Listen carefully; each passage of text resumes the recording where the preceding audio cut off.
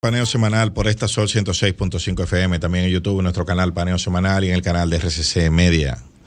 Y en nuestras redes sociales, Paneo Semanal. Ya tenemos a nuestro invitado, Luis. Tenemos a nuestro invitado Marcelo Leiras, quien es profesor asociado del Departamento de Ciencias Sociales, director de la Maestría en Administración y Políticas Públicas, investigador independiente del Consejo Nacional de Investigaciones Científicas y Técnicas de Argentina, el CONICET, y especialista en política comparada. Muy buenos días y bienvenido, Marcelo. Bienvenido, Marcelo. Buenos días, ¿cómo están? Muchas gracias por la consulta. Marcelo, mañana hay un cambio de gobierno en Argentina. En un ambiente que, bueno, esa campaña fue muy movida, con discursos subidos de tono. ¿Cuál es el ambiente general que hay en Argentina? ¿Que ha bajado el tono? ¿Cuál es el ambiente general? La percepción. Bueno, ha bajado el tono de la discusión interpartidaria. La composición del gabinete del nuevo presidente incluye a algunos exfuncionarios y exfuncionarias de la administración saliente, de modo tal que el espíritu de revancha que mucha gente temía podía animar a la nueva administración no parece haberse manifestado hasta el momento, de modo tal que eso da, sobre todo entre las personas más cercanas a la actividad política, una sensación de alivio, pero subsiste la inquietud por la situación económica. La inflación en la Argentina es muy alta. En los últimos días han aumentado muy significativamente los precios de muchos bienes, en particular los alimentos, y el plan económico del nuevo presidente, que solo apareció delineado en trazos muy gruesos durante la campaña, parece incluir ajustes sobre el gasto público y una serie de medidas que pueden combinar la alta inflación y el ritmo alto de crecimiento de los precios con un cese o con un detenimiento de la actividad económica. Eso preocupa a mucha gente y también preocupa a mucha gente, o más bien genera inquietud o incertidumbre, el estilo que puede llevar adelante el actual presidente, que es una persona que en los momentos en que está más sereno, es afable y respetuoso, así se ha manifestado en las conversaciones más serias en los medios de comunicación, pero también lo hemos visto con reacciones bastante volcánicas cuando pierde la paciencia, ¿no? Entonces hay una inquietud o una incógnita también respecto de la persona del presidente. Y el plan, porque he visto que él ha dicho, o han dicho los voceros gubernamentales del nuevo gobierno, del presidente Milei, que el plan requerirá por lo menos 2 años de inflación y de recortes. Más o menos, ¿qué han dicho que van a hacer? Bueno, no se ha anticipado oficialmente ninguna medida. Trascendió en los últimos días la idea de renovar el presupuesto 2023. Durante 2023 en la Argentina hubo aproximadamente 130% de inflación, de modo tal que usar nuevamente el mismo presupuesto implicaría un recorte como de 50% del gasto público, cosa que no es, por supuesto, verosímil, ¿no? Entonces hay solamente líneas muy gruesas trazadas del nuevo plan. Aparentemente el ministro de Economía estaría buscando financiamiento externo para reemplazar los préstamos que los bancos dan al Banco Central y que el Banco Central remunera con una tasa de interés relativamente alta.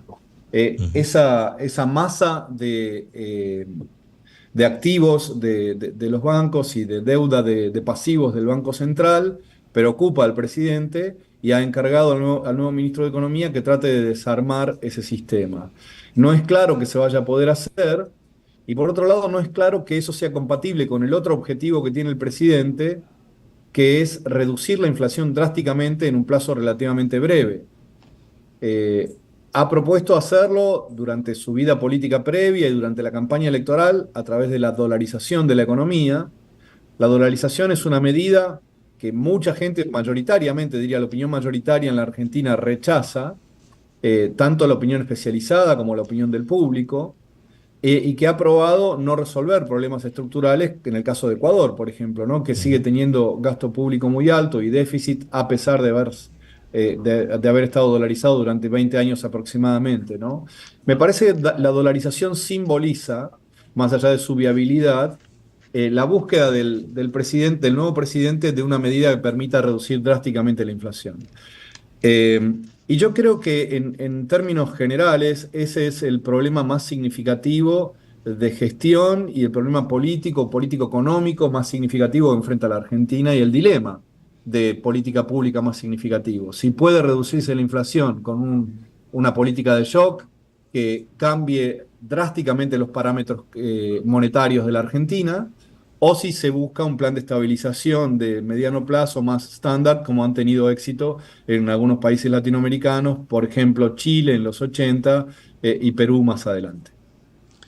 Y en el tema de la gobernabilidad, porque aparentemente el presidente Milei no va a contar con una mayoría congresual o una base de apoyo en el Congreso importante que le permita impulsar estas reformas. O sea, ¿qué tanto de esto él puede impulsar con lo que tiene en el Congreso?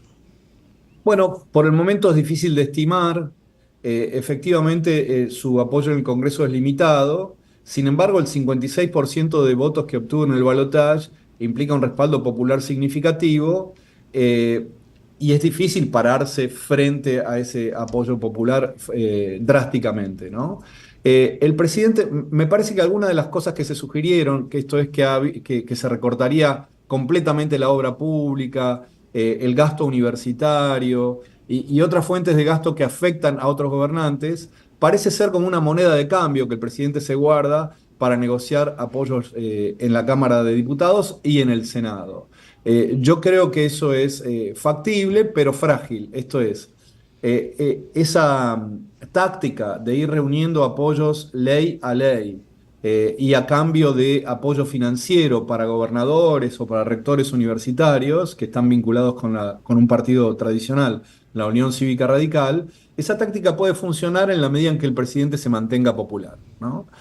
Si el presidente es popular, el costo de apoyar una iniciativa del presidente es bajo, y si eso va además acompañado de algún incentivo financiero, podría estimular el respaldo legislativo. Ahora, si alguna de las medidas que toma el presidente son impopulares, o si el público se impacienta al cabo de unos meses sin resultados significativos, es posible que el apoyo legislativo comience a resultar más caro y que entonces esa táctica de reunir apoyo uno a uno se revele más frágil. Y ahora, es un reto importante porque ya dijimos que el presidente Milei tiene un temperamento un poco volátil, por lo menos es lo que sí se ha visto hasta ahora. Eso parece, sí. Que una persona con un temperamento tan volátil entre a una gestión de gobierno que va a depender tanto de la capacidad de negociación que tenga con los sectores políticos tradicionales, a lo que él adversó con un discurso bastante agresivo. ¿Eso no genera preocupación en los argentinos? Bueno, sí, considerando eso, yo creo que sí. Sin embargo, se ha observado en estas semanas que pasaron desde el balotaje hasta la toma de posición, que el presidente ha revelado ser bastante más pragmático que lo que parecía y ha conseguido espacios de autonomía respecto de los apoyos partidarios que ha recibido, bastante más amplios que los que uno imaginaba, ¿no? De modo tal que creo que desde mi punto de vista se revela como un negociador más exitoso que lo que yo hubiera esperado y que lo que uno consideraría dada su escasa experiencia política, ¿verdad? Ahora, las medidas que hay que tomar son muy difíciles, la reacción del público puede ser muy influyente, y la Argentina es un test de carácter para cualquier persona, ¿no? Independientemente de su relativa estabilidad. Así que, bueno, me parece que los primeros meses van a ser críticos y vamos a estar atentos para ver cómo esto puede evolucionar. Ahí no se está aplicando lo que el teorema de Baglini, ¿no? De la moderación del discurso. Primero en campaña hay un discurso y luego. Yo creo que sí. A mí me parece que respecto del discurso más informal, diría yo, inclusive caricaturesco, que el presidente electo ha tenido en otros momentos, a lo que circula a través de la prensa en estos días, hay una distancia más amplia, muy amplia. La idea, por ejemplo, de eliminar el Banco Central desde ya fue completamente abandonada, no solo abandonada, al frente del Banco Central está una persona que integra la misma firma financiera que el ministro de Economía, con lo cual la idea de independencia del Banco Central, al menos en el corto plazo, también parece haber estado abandonada. Ciertamente, todos los pasos que ha dado el presidente en las últimas semanas están mucho más cerca de una gestión sensible a las restricciones de la realidad que de una persona interesada en las líneas generales de la teoría, como parecía ser Milei hasta el momento, ¿no? Así que yo personalmente he recibido, si bien mantengo la cautela, creo que algunas de las cosas que han ocurrido en las últimas semanas me han sorprendido y la sorpresa es más bien positiva. Sin embargo, la situación argentina es bastante complicada. La fragmentación partidaria es muy amplia. La coalición, la ex coalición opositora de centro derecha se ha dividido. El peronismo está sujeto a tensiones también. A mí me parece que en el mediano plazo lo, lo preocupante es la fragilidad de la situación financiera y la fragmentación partidaria, que es el tono dominante en toda América Latina y finalmente ha llegado a la Argentina. Una pregunta, en países como los nuestros, cuando llega un nuevo gobierno, parece nacer unos aires de esperanza y todo el mundo se desborda a confiar en el nuevo gobierno. Ya sabemos que la base que apoyó a Milei es una base de la juventud, quizás no económicamente productiva, pero una base de jóvenes y una base de personas que estaban indignadas por lo que él llamó la casta, ¿verdad? Ahora, el sector empresarial, el sector financiero, el sector productivo del país, que es tan importante para que un país se eche adelante, ¿cómo has recibido, cómo ves el apoyo o la esperanza que ese sector tiene en el nuevo presidente? Bueno, yo creo que el sector financiero, igual que toda la opinión especializada, el sector financiero y empresario, igual que toda la opinión especializada, está aguardando con cautela y cierto resquemor la nueva gestión, en particular porque no está claro no están claros los detalles del programa económico, ¿no? Y en una situación financiera tan estrecha como la Argentina, los detalles pueden hacer una enorme diferencia. Sin embargo, hay una línea de política pública en la cual el presidente parece avanzar, que es en ofrecer el Fondo de Garantía de Sustentabilidad como colateral para tomar nuevos préstamos o como activo para la venta para restituir las cuentas públicas. El Fondo de Garantía de Sustentabilidad es un fondo que reúne participación del Estado argentino en muchas empresas, muchas de ellas empresas muy productivas y muy grandes en la Argentina, y que funciona como un fondo de garantía del sistema previsional, del pago a los jubilados, ¿no? Muchos empresarios están muy incómodos con el hecho de que el Estado argentino sea accionista de sus empresas. Esas empresas incluyen, por ejemplo, a la petrolera más grande de Argentina, las empresas más grandes y más productivas, ¿no? Entonces el sector empresario, si bien puede estar incómodo y preocupado por la orientación general macroeconómica, tiene un incentivo de corto plazo muy potente, que es la idea de desplazar a delegados del Estado argentino de sus directorios, ¿no? Eso me parece le gana a Milei, al menos en el corto plazo, cierto beneplácito. En el largo plazo, bueno, todo dependerá de cómo avance la gestión. Claro, porque él es autodefinido como libertario y la lógica del libertario es la disminución del Estado y ese tipo de medidas pues debe ser una de sus principios más fundamentales como libertario. Así es, efectivamente. El presidente tiene una firme convicción de que el Estado no debe estar a cargo de ninguna actividad productiva y que su intervención regulatoria debe ser la mínima posible, ¿no? Esta es una convicción firme del presidente y se ha mostrado firme en ella. Ahora, la privatización no es sencilla, no todas las empresas públicas son igualmente atractivas para ser privatizadas. La experiencia privatizadora en la Argentina en general no ha sido una experiencia positiva, porque el marco regulatorio ha sido muy débil. Muchas empresas de servicios públicos ya están privatizadas. Esto es importante considerarlo, ¿no? Los activos más importantes de la Argentina, públicos en este momento, el más significativo es YPF, es una empresa en este momento saneada y superavitaria, con un horizonte de desarrollo muy promisorio. Y el Estado argentino, si quiere restituir sus cuentas públicas, se estaría privando allí de una fuente de ingresos muy significativa, ¿no? Entonces, para sintetizar, el conjunto de activos que hay para ofrecer no es tan grande ni tan atractivo. Este, entonces, eso puede satisfacer alguna preocupación ideológica del presidente, pero no va a ser un camino de solución de la situación fiscal argentina tan significativo como fue en los 90, por ejemplo. Y hay una preocupación en cuanto al tema, y que fue un tema de campaña, ya que hablamos de YPF y el sector energético, es el tema de Vaca Muerta. Que vi que el presidente Milei estaba en contra de la explotación de ese yacimiento de gas. ¿Cuál es el ambiente? ¿Eso se mantiene? ¿Cuál es la situación? No, eso se mantiene. La operación de Vaca Muerta es muy, muy significativa. Es la segunda reserva de gas no convencional del mundo.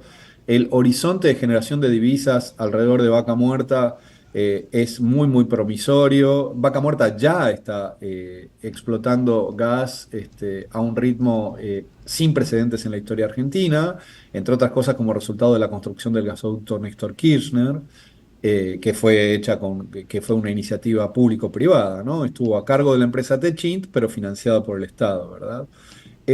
A mí me parece que la magnitud de intereses generados alrededor de esa operación, locales e internacionales, y el impacto potencial que eso puede tener sobre las cuentas públicas y sobre el sector externo argentino son muy positivos. Entonces, la idea de abandonar eso a mí me parece muy, muy, muy poco verosímil.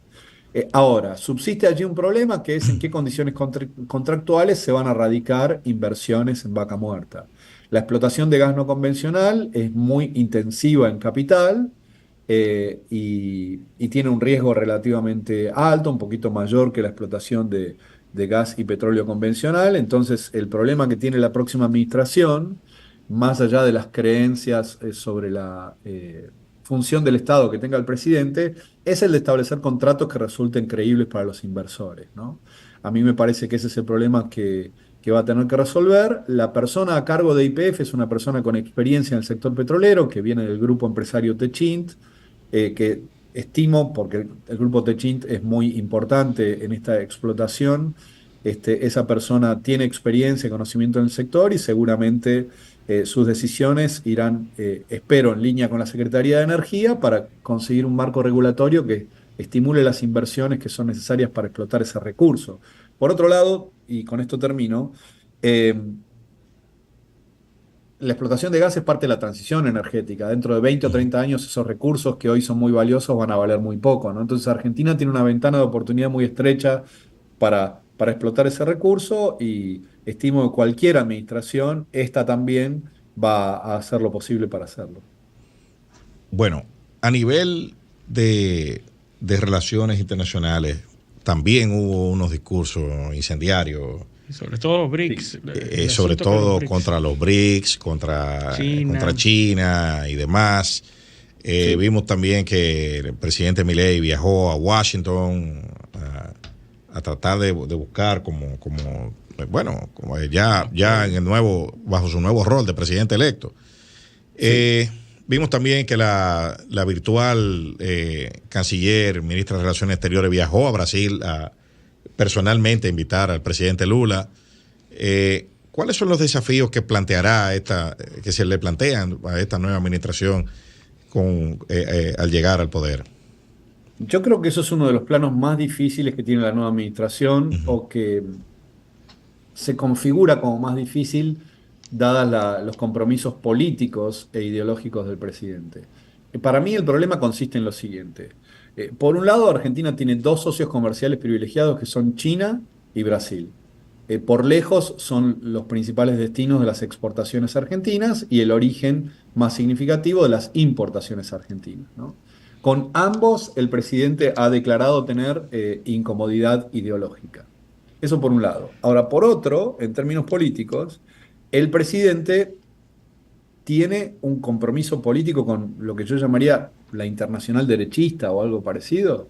Esto es, sus lazos y su simpatía con Donald Trump, con Jair Bolsonaro, con la derecha española, y con la derecha italiana, son muy estrechos. Eh, Ese movimiento ha sido fuente de inspiración ideológica, de recursos financieros, de reconocimiento internacional.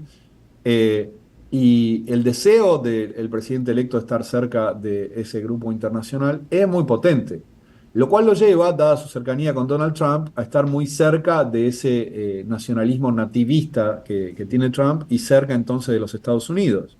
Esto ocurre en un contexto de, creo yo, debilitamiento de la hegemonía norteamericana, ¿no? Entonces me parece que sería paradójico porque cuando surgió el liderazgo internacional norteamericano después de la Segunda Guerra Mundial, Argentina tuvo una actitud más bien anti-norteamericana y se estaría acercando a los Estados Unidos en un momento en que el poder norteamericano parece en declinación, Así ¿no? es. Sería paradójico y triste. Por eso, decía yo al principio, me parece que este es uno de los aspectos más problemáticos de la gestión del nuevo presidente. Su posicionamiento ideológico entra en tensión con la configuración del sistema internacional y con las redes comerciales que Argentina necesita imperiosamente explotar, ¿no? Bueno, dependerá de la resolución de ese problema buena parte del futuro político de la Argentina. No, y se sintió realmente la línea, ¿no? La brecha que hay entre entre ideológica, ¿no? Entre Milei y la actual administración de Estados Unidos, porque él fue a Washington, pero como que pasó sin pena ni gloria, incluso tuvo que recortar los días de la visita. Parece que la acogida que él recibió no fue la que esperaba de parte del sector oficial. A mí eso no me sorprende en absoluto. El alineamiento de Milei con Trump es muy fuerte. Yo creo que la apuesta de Milei es que Trump va a tener un buen resultado electoral en 2024. Inclusive diría yo que buena parte como del manual de operaciones simbólicas del nuevo presidente parece calcado o redactado por Steve Bannon, ¿no? Así Allí es. la cercanía es, sí, por ejemplo, ha La misma anunciado que va a estrategia. trasladar la Embajada Argentina a Jerusalén, ¿verdad? Hay realmente mucha afinidad ahí. Eso lo va a poner en problemas en la negociación, sobre todo con el Fondo Monetario Internacional, donde, como sabemos, el Tesoro norteamericano tiene enorme influencia. Nuevamente, el frente doméstico es complicado, pero el frente internacional, si cabe, creo que lo es aún más. Y ahí sí se va a ver la habilidad y la flexibilidad política del presidente. Poder amigarse con gente a la cual uno insultó por la televisión durante la campaña es relativamente sencillo.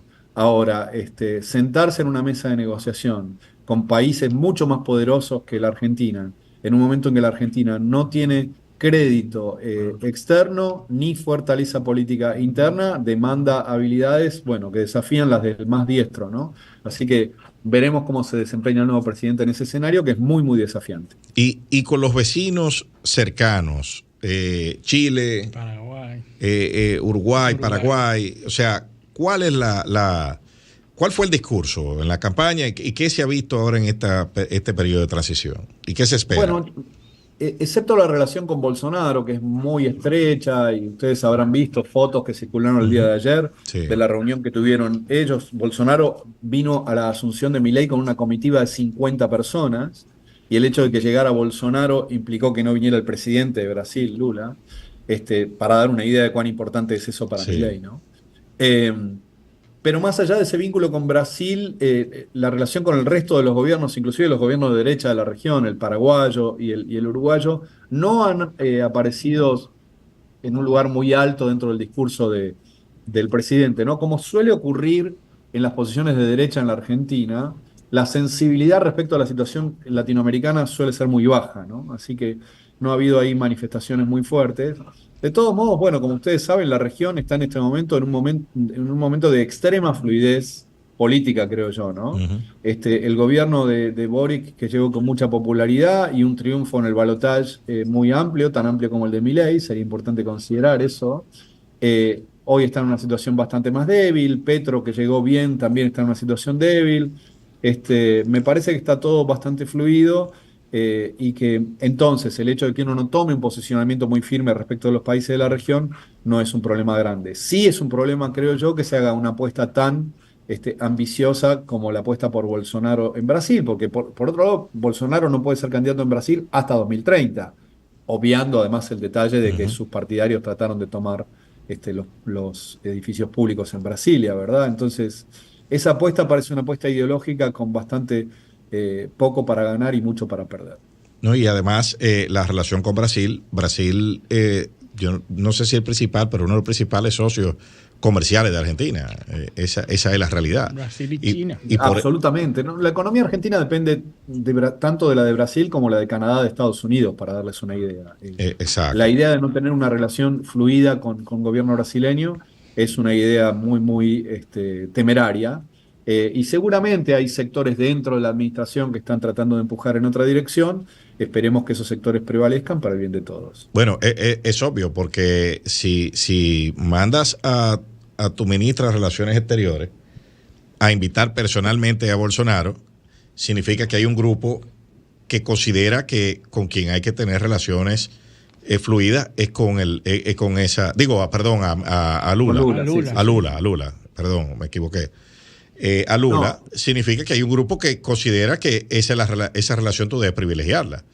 sin ninguna duda, porque además Uh -huh. pensemos que si Argentina exporta tanto a Brasil, hay empresas que exportan a Brasil Obvio. y son las empresas más importantes argentinas, ¿no? Entonces, toda esa gente seguramente va a tratar de empujar la relación en otra dirección. Ahora hay que considerar que el presidente electo ha dicho en público que el presidente de Brasil es un delincuente y que debería estar preso, ¿no? Exacto. A pesar de que fue absuelto por la Corte Suprema de Brasil. O sea, el piso desde el que hay que partir es un piso muy, muy, muy bajo y las dificultades que hay que resolver en esa relación son muy, muy complicadas. ¿No? Que fueron líneas que se cruzaron ahí Sí, en línea discursiva, que es difícil uno tomarse una foto con alguien que ha dicho todo eso hace prácticamente semanas. Lo que pasa es que el sentimiento en campaña y la estrategia que desarrolló Milei le permitieron decir todo eso, que me imagino que será muy diferente como presidente. Y ya esos son discursos de campaña que no tienen nada que ver con la acción, con la conducta del presidente, ¿verdad? Ahora, ¿qué dice a la opinión en Argentina la conformación del Estado que está haciendo Milei? ¿Cómo está conformando el gobierno Milei en Argentina? Eso le voy a proponer, Marcelo, tenemos que irnos a una pausa. Vamos a proponer que esa pregunta nos la conteste cuando regresemos. con mucho gusto, claro que sí. Vamos a la pausa, esto es Paneo Semanal, no le cambien. Continuamos en Paneo Semanal por esta Sol 106.5 FM, también en YouTube, en nuestro canal Paneo Semanal y en el canal de Sol 106.5 y en nuestras redes sociales Paneo Semanal. Tenemos a Marcelo Leiras. Marcelo Leiras, nuestro invitado de hoy, profesor del Departamento de Ciencias Sociales, director de la Maestría de Administración Pública y Políticas Públicas. Así es, en Argentina.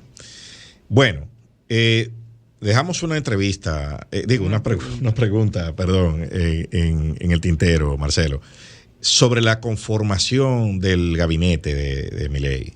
Ya al principio dijiste que habían personeros del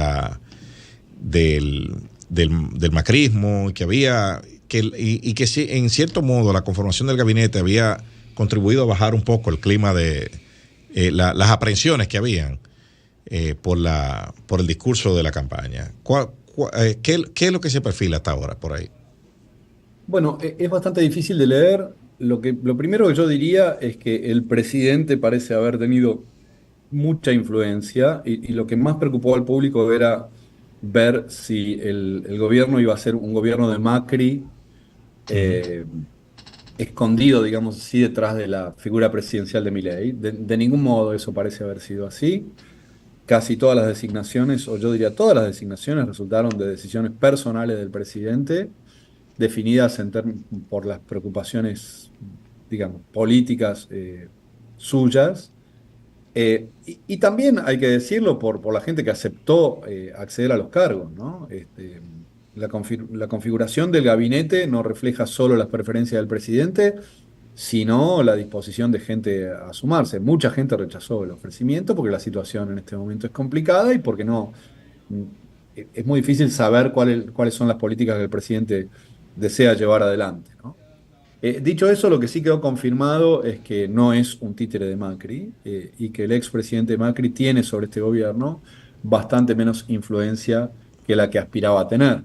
Lo que trascendió en la prensa es que el expresidente Macri está esperando como un segundo momento y apostando a que los resultados iniciales no sean positivos, en cuyo caso estima el expresidente, eh, el actual presidente Milei lo va a ir a buscar.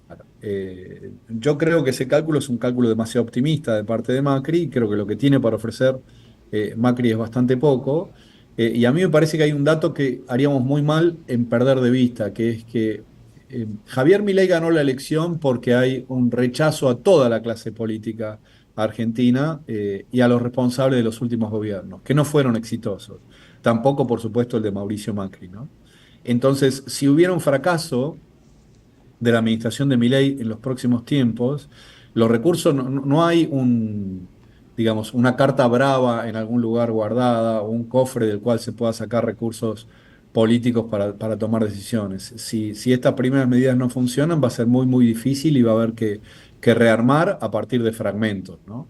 Y yo creo que esa es la situación en la que se está ahora. Hay un liderazgo popular muy potente, que es el de Milei, sin ningún arraigo partidario, con muy poco apoyo parlamentario, y que está tratando de cristalizar ese apoyo popular en un cuerpo de personas que puedan acompañarlo y un cuerpo de políticas que tengan algún resultado que pueda salir bien, ¿no? Si eso ocurre, va a haber un mileísmo y entonces se va a reconfigurar el sistema partidario argentino. Y si eso no ocurre y hay una posibilidad, tendremos el escenario de intensa fragmentación y dificultad para reunir apoyo que afecta a muchos países latinoamericanos. Yo voy en la misma dirección de razonamiento, porque si la situación se deteriora, eso lo que hará es fortalecer la posición de Milei anticasta, como él lo denomina. Y Macri Correcto. es parte de la casta. O sea, Así incluso él se puede victimizar diciendo que está siendo objeto de un sabotaje por parte de la casta, que se resiste, como tiene la mayoría en el Congreso, y que están boicoteando el proceso. Ese pudiese ser un escenario e incluso pudiese ser usado como excusa para cometer algunos desmanes contra el aparato institucional formal que le adverse en Argentina. O sea, Bueno, eso hay que manejarlo eso es lo que parece. con equidistancia. Sí, sí, absolutamente, perdón la interrupción. Sí. Una de las primeras decisiones que ha tomado el presidente, que es no dar su discurso de asunción frente a la Asamblea Legislativa, sino hacerlo en las escalinatas del Congreso frente a la gente que se congregue allí, indica que su interlocutor, entiende que su interlocutor es el conjunto del electorado que lo apoyó y no los legisladores y legisladoras que también fueron votados por el electorado, ¿no? Eso anuncia una relación conflictiva con el Congreso y podría plantear escenarios de gran tensión. No, no, y de no reconocer al Congreso como intermediario en la soberanía, Correcto. sino que es el pueblo. O sea, yo hablo con el pueblo, que fue que me Exacto. eligió. Yo no tengo interlocutores. Y eso es peligrosísimo para los sistemas políticos, porque es lo que da pie no solo a la demagogia, que es la antesala o una variante del populismo. O sea, es un proceso de destrucción institucional, porque lo preocupante de lo que pasó en Argentina es que a Milei un porcentaje importante de la población le ha dado un mandato de acabar con algunos males que ellos han identificado, y uno de esos es la casta política, la clase política, como él lo denomina. Y eso es lo peligroso de ese camino. Así es, efectivamente. Yo creo que eso plantea un riesgo de confrontación muy, muy alto. Nuevamente, también los conflictos entre poderes de gobierno son frecuentes en todos los presidencialismos, también en América Latina. En Argentina no había ocurrido hasta el momento, pero están dadas las condiciones y configurado el panorama para que eso ocurra, ojalá que no. La motosierra famosa de la campaña de Viva la Libertad, carajo, fue la consigna. La motosierra plantea eliminar una serie de ministerios y entre ellos un organismo en el que usted ha colaborado, que es el CONICET. Sí. Todavía, eso fue un discurso de campaña, pero en las designaciones que él ha hecho, se deja ver ya cuáles, que eso se va a ejecutar, ¿no? Esa eliminación de instituciones, o ha habido alguna variación en eso. Bueno, ha eliminado varios ministerios, subsumido otros bajo un ministerio, por ejemplo, de recursos humanos. Las medidas y las designaciones que ha adoptado no parecen ser tan drásticas como lo sugiere la imagen cruda de la motosierra. Y además me parece que hay una cosa para tomar en cuenta, ¿no? Hay algunas medidas fiscales que se pueden tomar por motivos ideológicos. Por ejemplo, financiar menos a las universidades.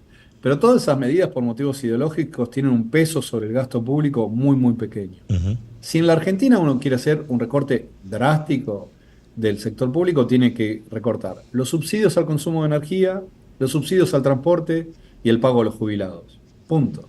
Que son impacto directo a la población. Exacto.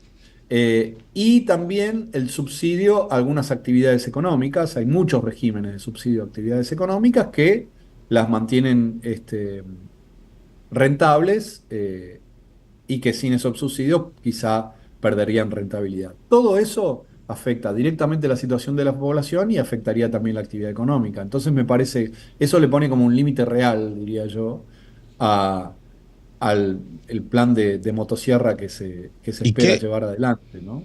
¿Y qué tan dispuestos están los argentinos a sacrificarse? La verdad, es una gran pregunta, yo no lo sé, no es la primera vez en mi vida que escucho que lo que viene es duro. El presidente Menem anunció en 1989 también cirugía mayor sin anestesia.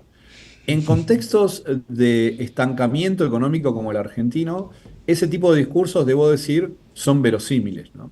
Ahora, y pueden ser convincentes para alguna gente. Ahora, hay algunos detalles distintos de la situación de 1989. En 1989 había hiperinflación. La hiperinflación es un fenómeno de naturaleza distinta a la alta inflación que es la que tenemos ahora, o muy alta inflación como la que tenemos ahora. La situación de muy alta inflación implica que uno cada vez que va a comprar encuentra precios un poco más altos, pero de todos modos la señal de precio todavía tiene sentido. En situación de hiperinflación no hay precios. Se detiene el comercio, o sea, es una situación extraordinariamente traumática que predispone a la gente a aceptar cualquier medida que pueda aliviarla de esa situación tan traumática. No me parece que sea lo mismo en este caso. ¿No? Entonces yo creo que ahí hay una diferencia muy, muy significativa. Y además, en ese contexto, Carlos Menem lo hizo con otros activos del Estado para liquidar y con otro apoyo partidario, ¿no? Entonces, y este es un detalle muy, muy importante.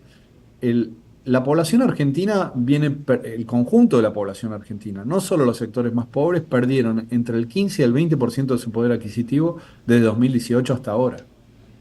El problema que ha habido con el actual gobierno no es solo que aumentaron los precios, sino que no aumentaron en proporción los salarios, ¿no? Entonces, en una situación de ingresos personales estancados durante mucho tiempo, agregarle a eso un aumento de los precios que estaban hasta el momento regulados, que son los del transporte y las tarifas, puede tener, creo yo, un impacto social muy, muy negativo. Pero bueno, quizá para mucha gente el deseo de poner las cosas en movimiento es tan poderoso y el deseo de revancha es tan poderoso que acepta pagar un precio personal. Esa es la gran incógnita. Para mí es verdaderamente una incógnita, ¿eh? Yo creo que es muy difícil. A mí me parece que el padecimiento inmediato debería tener un peso muy significativo, pero podría estar equivocado. Vamos a ver. Yo creo que al contrario, mientras más drásticas sean las medidas y más se agudice la crisis, por lo menos en un primer término, eso legitima más a Milei. O sea, porque él tiene a quién culpar de lo que sucedió. O sea, esto sucedió por las gestiones a las que yo estoy sustituyendo, y yo he venido a tratar de arreglar esto. De hecho, me parece que por ahí es que va el discurso, diciéndole a los argentinos que, bueno, miren, esto es a 2 años, aquí esto va a empeorar, vamos a hacer grandes recortes. O sea, es como condicionando a la gente para que entiendan que las vicisitudes que le podrían esperar tienen nombre y apellido de los responsables, y es aquellos a los que él está sustituyendo. Me parece a mí que por ahí va la cosa. Eso puede ser, depende por supuesto de cuán convincente sea ese argumento, pero hay que tomar en cuenta una cosa que yo creo que es muy importante. En este momento en la Argentina el desempleo es 6.5%. Los salarios son muy bajos, pero el empleo es alto, ¿no? Entonces, sí. Medidas que tengan un impacto recesivo pueden traducirse en pérdida de empleo. La pérdida de empleo tiene un efecto de naturaleza distinta a la baja de ingresos, ¿no? Entonces, se lo puede sí responsabilizar en la administración anterior, pero en este momento no hay una sensación de recesión económica. La economía argentina probablemente en 2023 crezca 1%, 1.5%, creció en 2022, creció en 2021, y son los primeros años de crecimiento después de años de recesión desde 2018, ¿no? Entonces, producir una recesión y atribuirla al gobierno anterior, efectivamente va a ser la táctica, sin ninguna duda, pero tiene ciertos límites de verosimilitud. No, y también una vigencia temporal, porque tú puedes tener ese discurso 1 año o 2, pero ya en la segunda mitad del mandato ese discurso no sirve. Hay que buscar otra base de argumentación. Y hay otros aspectos, y un tema interesante que no quiero que nos vayamos sin analizar. El discurso anticorrupción en esta campaña como que perdió relevancia, o por lo menos no vi que esa fuera una de las banderas que Milei utilizara. Sí. ¿Eso dejó de repente de tener importancia en Argentina o pasó a un plano secundario cuando ya hay otros bienes como el tema de la inflación y que están en juego? Interesante. No, yo creo que para un sector del electorado la idea de que la parte de la dirigencia peronista se ha enriquecido personalmente de modo ilegal es una idea que sigue siendo poderosa. El deseo de castigo es un deseo que sigue siendo poderoso. Hay 2 problemas con eso. Primero, la intervención del Poder Judicial no parece ecuánime, entonces eso le quita credibilidad. Luego no ha habido castigos, entonces ese deseo de castigo no se satisface. Y luego me parece que también hay como... El discurso anticorrupción es un discurso tan extendido en la política occidental y sus resultados son tan magros respecto de la extensión del discurso que hay, yo diría, como cierto cansancio respecto de durante cuánto tiempo se puede escandalizar uno, ¿no? Exactamente. Esa es la pregunta. Probablemente se traduzca todo eso en un hartazgo un poquito más general. Se banaliza. Claro, exactamente. Me parece que hay como una banalización de eso, ¿no? Y ha ocurrido, creo yo, en toda América Latina.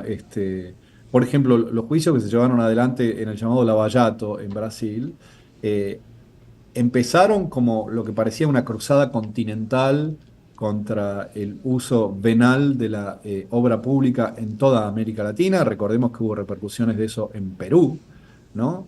Y terminó con el juez de Lava Jato siendo ministro de Justicia de Bolsonaro y luego renunciando, ¿no? Y con la Corte Suprema rehabilitando a muchas de las personas que habían sido perseguidas de modo, dudoso o poco convincente por Sergio Moro, ¿no? Entonces, me parece que hay límites respecto a la influencia política que puede tener en el corto plazo el discurso de la corrupción, pero sigue habiendo una influencia política, creo yo, de mediano y largo plazo que refuerza un segmento de la población numeroso en la Argentina que sigue siendo muy antikirchnerista y que justifica su antikirchnerismo en alegaciones de corrupción.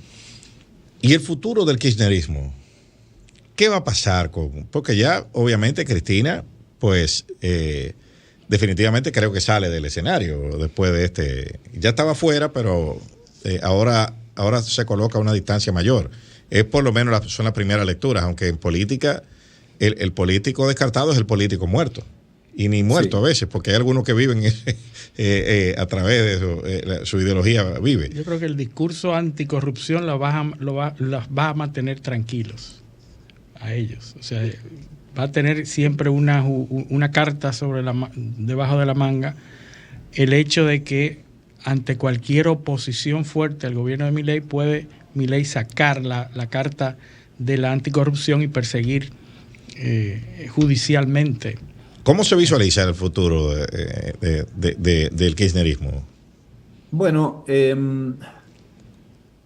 yo creo que en este momento la situación política argentina es muy difícil de leer, en el sentido es difícil de determinar quién está en qué lugar, y el kirchnerismo en ese contexto tiene un activo muy valioso que es muy fácil identificarlo. El kirchnerismo es oposición a Milei, punto. Y tiene un contingente de diputados relativamente numeroso, un contingente de senadores relativamente numeroso, contingentes legislativos numerosos en la legislatura de la provincia de Buenos Aires, el gobierno de la provincia de Buenos Aires y varias intendencias, ¿no? Desde el punto de vista institucional tiene un despliegue de mujeres y hombres miembros de la organización, ¿no? No peronistas de adhesión kirchnerista, sino kirchneristas, un despliegue bastante amplio. Y en esa posición institucional, creo yo, firme, se coloca ideológicamente en un lugar que es bastante fácil de discernir, ¿no? Entonces, para mí la inteligibilidad es un recurso político siempre. Esto es que que el electorado sepa dónde estás y quién sos, es un recurso político. Es el recurso del presidente Milei, por ejemplo. Entonces, desde ese punto de vista, yo creo que el kirchnerismo va a sobrevivir ahora. Tiene desde ya el problema de haber impulsado este gobierno, que se percibe como no exitoso, y el problema de actualizarse ideológicamente, ¿no? El kirchnerismo tiene un diagnóstico y propuestas para una Argentina de hace un tiempo, ¿no? Desde mi punto de vista, no para la Argentina de hoy, entonces tiene una tarea de renovación de ideas larga por delante, que va a poder llevar adelante desde una posición institucional más o menos firme, como acabo de describir. Y en esa misma línea, ya nos quedan un par de minutos, lamentablemente. En Argentina hay un voto joven, a partir de los 16 años, una ley que se promulgó en 2012, sí, que va muy en línea con lo que usted está diciendo. O sea, la clase política, parece que la clase política tradicional no le habló a ese electorado que demandaba una renovación. Y entonces, aparentemente eso tuvo un peso importante en el resultado de esta elección. ¿Cómo, en esa franja, cómo le fue a Milei? No he visto datos desagregados por grupo de edad. Las encuestas indican que la imagen del presidente electo entre los más jóvenes, la imagen positiva es muy alta. Hay algo en la figura de Milei y creo yo en la franqueza de Milei, en la, podríamos decir, transparencia desde el punto de vista parte personal, orgánica, ¿no? Sí, de Milei que los jóvenes y el simplismo del discurso atractivo, ¿no? Le parece que es un tipo que no es ficticio, que muestra lo que es, ¿no? Y eso probablemente sea un activo. Buena parte de su discurso, por otro lado, para quienes somos votantes más grandes, es fácilmente asociable con experiencias previas que no fueron positivas, pero para los jóvenes eso no es así. Hay que tomar en cuenta que la Argentina no crece vigorosamente desde el año 2011, ¿no? Entonces son 12 años de sensación de estancamiento, sí, con muchas restricciones, ¿no? Restricciones para comprar dólares, restricciones para, digamos, la actividad económica es engorrosa, ¿no?